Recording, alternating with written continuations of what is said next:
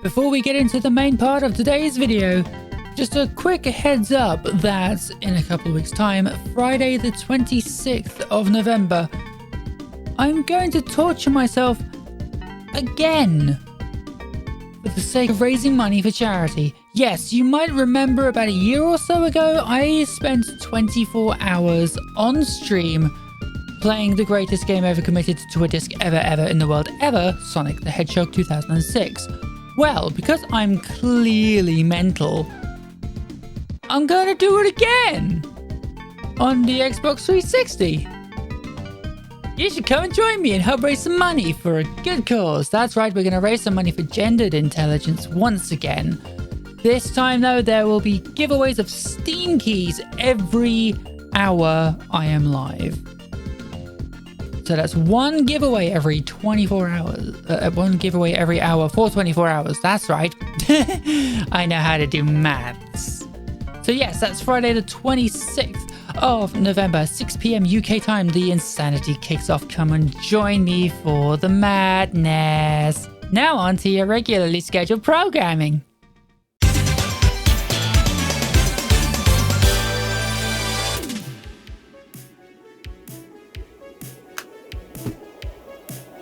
I'm just going to leave that there for the sake of torturing us for the rest of the video, just knowing it's there.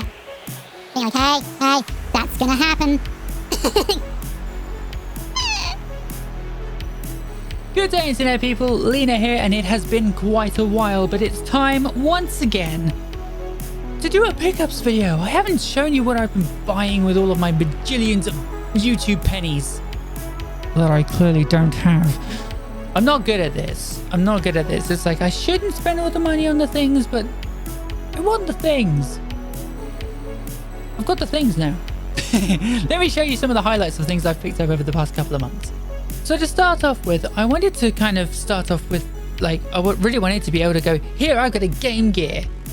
But I then realized that one, Game Gear collecting is extremely expensive. And two, those games are exactly the same on the Master System. So I got hold of the old big brain and was all like, I have a Mega Drive 1. It's hiding just over here.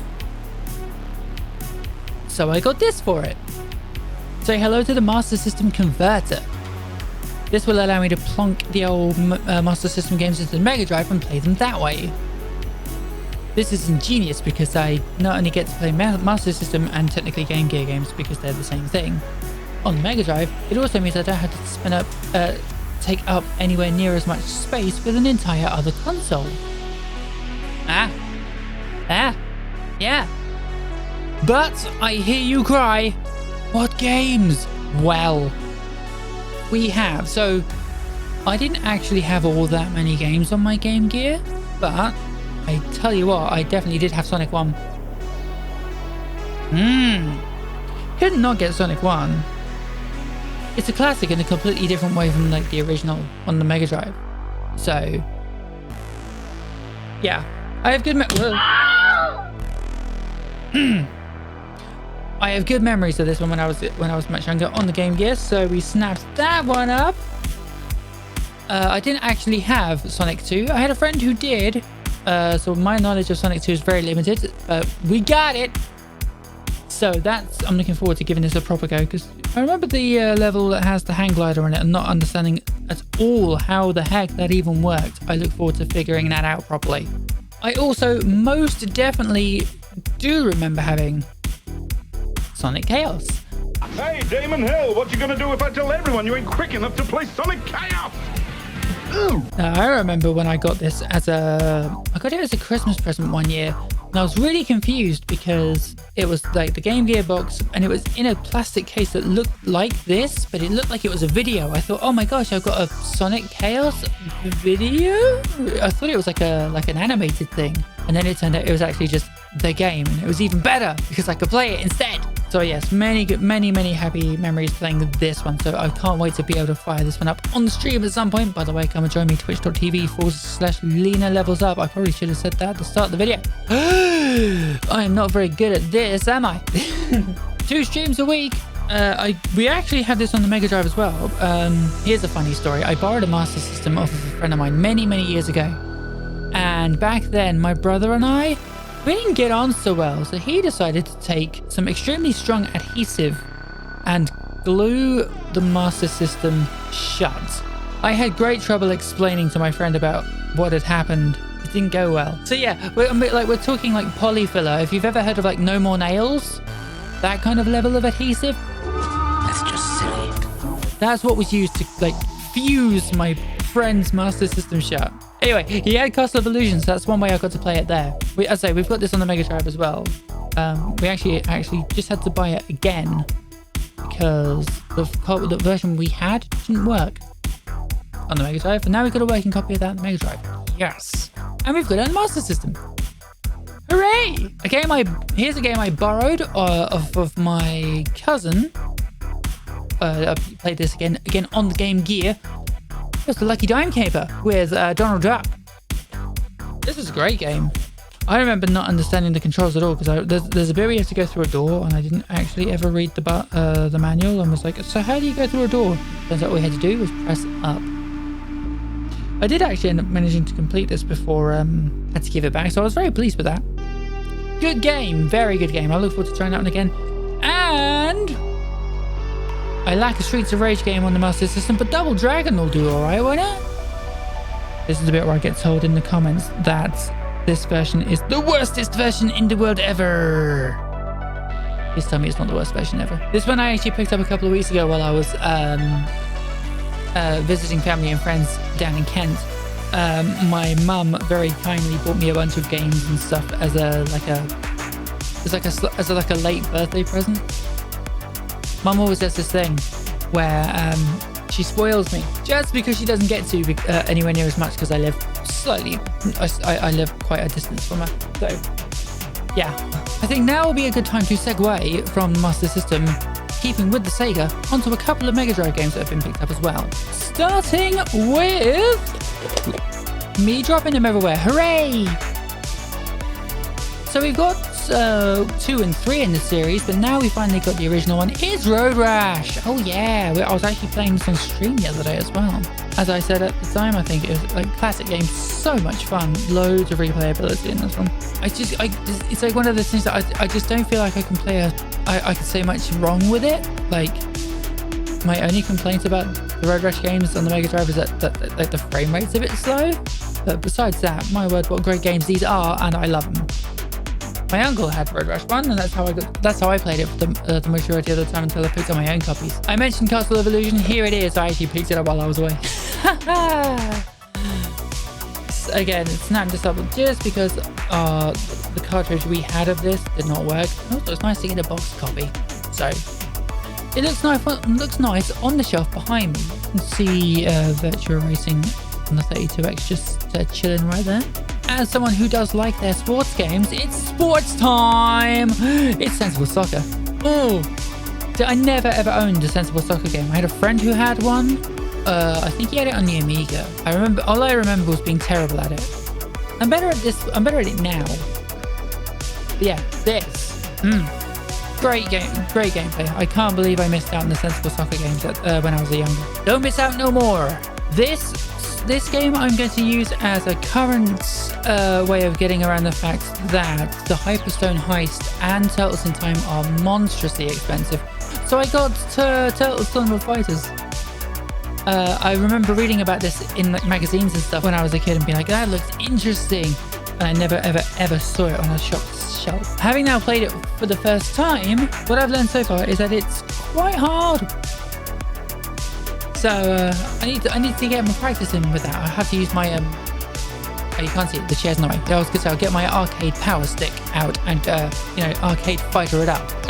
This last Mega Drive game, I'm not gonna lie, I picked it up just because its name is great. It's Secret Dudes, dude. Not doing that again. So this is like a very old school side-scrolling beat 'em up. It's got like very like simplistic charm to it. It's like, oh, it's trying. not necessarily a great game, but I mean, how can you fault those biceps? Also that hair that's too tall for the box art. Moving on to PS1 games now, and these 4 games are pretty freaking classic. See what I did there. I don't think we've got 3, so at least we've got Crash 1 and 2 to kick things off. I cannot wait to play through these on stream. Boy, these will become a combination of great fun and mind-numbingly irritating, because I know how challenging some of the levels are on these things. Oh, this box is damaged. I bet that happened when I was trying to bring these home. No, cracks. No, damage. What I really like with the copy of Crash 1, it still has. It's very dusty, but it's actually still got the demo disc that comes with it from the autumn Christmas releases, which included like things like Tekken 2, Wipeout 2097, Destruction Derby 2, Monster Trucks Formula 1. Yeah. Oh yeah.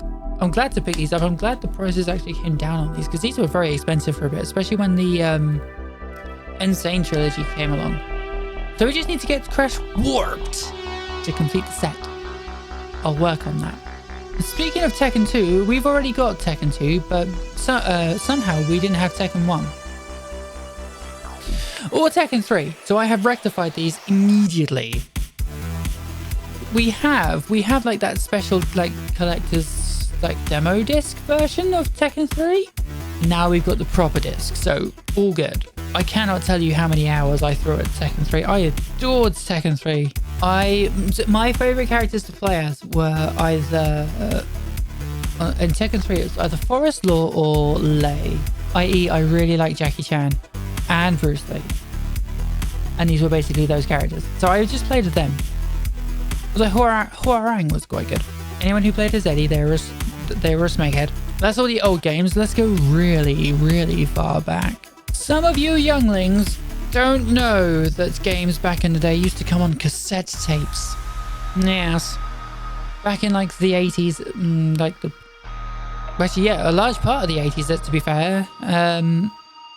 Games came on cassette tapes, and so I don't have a Spectrum yet. But I do have the user guide that I used to read a lot when I was a kid. This is from like 1982. This book is older than me. But yeah, so I can actually show you the exact model of Spectrum that I owned. There's the picture of it. There it is. There it is. There's the Spectrum ZX Plus. Or ZX Spectrum Plus, whichever one it was. That was it. That was my computer. That was my introduction to gaming. I just love how this book was entirely in color, including including pictures of the screen. Yeah, that's a really good example there, but just the borders on it. There you go. Color pictures. Look at that.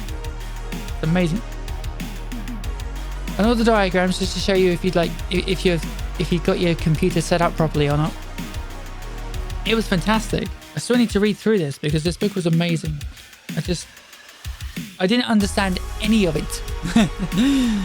And yet still just read the things. And I never tried to do, because I didn't realize that these were things you were supposed to actually like type into the Spectrum. Because I just played the games that came on tapes, so I just knew it was like load, what was it? Load speech mark, file name, speech mark, enter. I think that's how it works. Yeah. And then you press play on your tape. But what games, Lena? What games did you get? What games have I acquired so far is the more accurate term. So I'm going to start with these two because I didn't own them. They were part of a bundle including another game that I definitely did have. So I've got Chess and Run Baby Run. I don't know what the heck. I think it's, as it says here, Cop Chase and Shootout. That's what Run Baby Run is. And Chess is very, like this. This makes it look like it's going to be a really good chess game. And then you catch the bit where it's like, fast and efficient machine code. Which means that the board and the entire game is going to be made up of just squares and letters. No pictures, no graphics. It's cheating. I don't think there needs to be anything on this cassette, for God's sake. So cheeky. Never mind. I need to remember to not do that. But anyway, yes. what game did I actually get? Well, what games did I actually own? I'm going to start with this one because I think I owned it. I'm not entirely sure. This is a racing game. It's called Buggy Boy.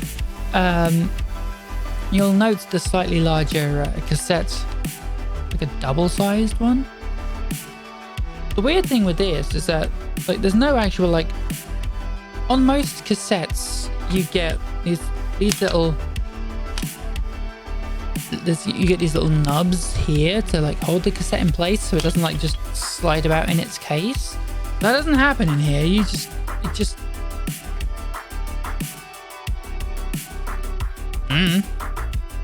Although you do get a proper, I was gonna say manual, but it's actually just like a sheet of paper.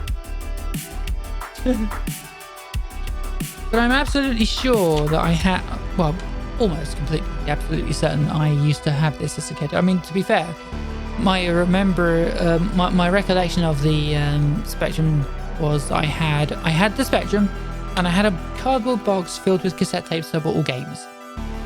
So I'm probably forgetting a whole bunch of games that I used to have. But have a peek at the back there, see if you can see some of the graphics. So yeah, that's that one. I think I had this. I can't be absolutely sure, but it looks like something I might have had. Games I definitely did have though. Somehow I managed to remember what this one was based on the fact that I remembered the picture on the front. This is a pool game. It's called Angle Ball. And the interesting thing about this one, instead of just being like a regular shaped table, as you can see here, it's like a six-sided table. Very unusual. But this one I definitely did have. So I'm more than happy to have that one again. And again, at some point, hopefully I'll find a way to play these on stream. That'd be really cool. 119! This game was amazing. This is like one of the best darts game for the connoisseur on the Spectrum. What I really love is how it says, it lists the features of the game on the back. Does it do it on this as well? Oh, it's nowhere near as funny on that one because it's made by the same people. 8 opponents. Digitized speech, which by the way back then was extremely clever. 2-player option, live joystick control, as opposed to what? What's the alternative to that? Full match play scoring, a sense of humor, superb playability. What more is there in life? Buy it! That last bit sounds like it was written by Ashens. What more could you ask for in life? Anyway, this game was amazing and I absolutely adored it. I don't know if you can see in this picture here. So this picture here is when your opponent is throwing, and it's a little, it's in a bar, and you got, if you look there, there's a little doggy. Casually mentions the bit where that sense of humor extends to the bit where occasionally the dog would pee on the bar. Or pee against the bar. That's a thing. Moving hastily on, sir. Los Angeles Swat. So this was like a vertical shooter. You basically control 3 members of the LA SWAT, and you shoot down tourists and don't shoot the innocent people. And your 3 dudes were your 3 lives. And it's like an auto scroller, so you couldn't like not walk back down, as I recall. Yeah, you just walk up the street and shoot the peeps who got in your way. Grrr. They seem simplistic now, and that's because they really were, but they were extremely good fun. So next game is Get Better. I always remembered the was very clearly remembered like the Ricochet insert artwork. That will make it look like the game's really good, but actually if you've ever seen look, see how much the game cost, like $1.99. That was actually the most expensive games on the Spectrum, I think, were about like a tenner. But yes, if you've ever seen the Angry Video Game Nerds Part 1 of his Ghostbusters reviews, This is that game. I think if he talks, I don't know if he talks about the Commodore 64 version or not, but it's basically that. What else have we got here? This is the most expensive single game I have purchased out of all of it. The average price of all of these was about £3 each. This one was the single most expensive one at 8, but then again, it is Treasure Island Dizzy, which is an absolute legend of the home computing game library. Responsible as well for one of the fastest game overs in gaming history. I believe you can die in have a complete game over in like 1.4 seconds. Good to know, isn't it? It turns out eggs can't swim. Who'd have thought? There we go. There's Treasure Island Dizzy. Great game. Tough as heck though, if you don't know what you're doing. A couple of absolutely legendary looking things here. For those who know, you will remember Codemasters and their simulator series. Here is 2 of them. We've got Professional Snooker and Grand Prix Simulator. They are, of course, 2 separate games. But, yes. Snooker one is pretty basic. But that's okay. And there's the Grand Prix one. That was actually quite a good game. Another instance of games that I remember putting a lot of time into, but I know I definitely put an extremely large amount of time into this Kickstart 2. This game was amazing. So it'd be like a split screen. You'd always see your character and the opponent on the lower screen. I'm having to take this out of the out of the case here so you can see the back properly. Did this say funny things? No, just 180. So there you go. So you see that you got the split screen going on there, you versus the computer or against another player, and you had to jump over the obstacles and move at the right speed at the right angle to ensure you don't fall off. It was a good game, good challenge. Definitely one of my favorite games of all time on the Spectrum. These last 2 are, of course, you're gonna see them and you're gonna go, oh gosh, yes. Because you can't have a Spectrum and not have some horrors. It's the law. You have to have a Horus game. I don't care what you think of them. You have to have them. So I've got Horus Goes Skiing and Horus and the Spiders, because these are the 2 games that I had. I don't think I ever had Hungry Horus, but I definitely had these 2. So, oh gosh, yeah. There's no pictures on the back of these, which is really annoying, because I'd love to show you pictures of what these look like. But these games were fantastic, and the games I put the most time in of all, especially Horus and the Spiders, because I was terrible at it. From what I understand, there's only about like 3 different screens technically. Like you have a short scrolling bit, which involves jumping over some spiders. And then it would move on to the next screen, which was just 1 screen. And you had to it's basically like Pitfall almost. Bottomless pit, you had to jump across some spider web that was dangling down whilst also avoiding some spiders. And then the next one was like the last screen was like a rip-off of another game. But once you beat that screen, the game didn't end. It would just loop back around to the start and you just keep going till you die, I think. It's been a long time, and I don't remember, and I was never any good at it, but I still played it loads. So that's a selection of a bunch of games that I picked up recently. I hope you have enjoyed. If you want to see me play some of these games on stream, again, come and join me on Twitch. Link in the description down below, but it is twitch.tv/Lena Levels Up. And also don't forget, again, Gendered Intelligence charity fundraising live stream on Friday the 26th, Sonic 06 for 24 entire hours. Come and join me. I will see you there, hopefully. Remember, there will be Steam keys to be given away for various games. Come and join me. Have a great day. I will see you soon. Goodbye, Internet people.